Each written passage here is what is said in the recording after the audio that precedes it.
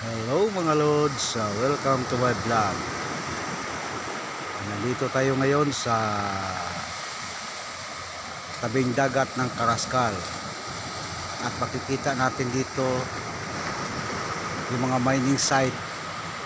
Ayan, yung makikita natin ng kulay brown na mga lupa, mga mining site yan, yung nasa bundok.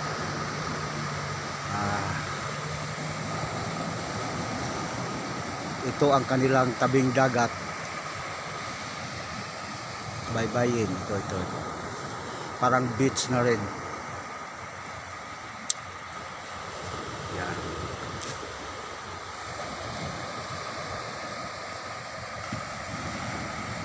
Medyo malayo-layo lang tayo pero makikita naman natin ang lugar ng kanilang baybayin.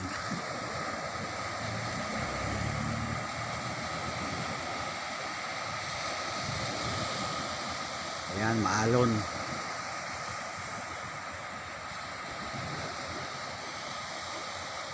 Thanks for watching mga Lods.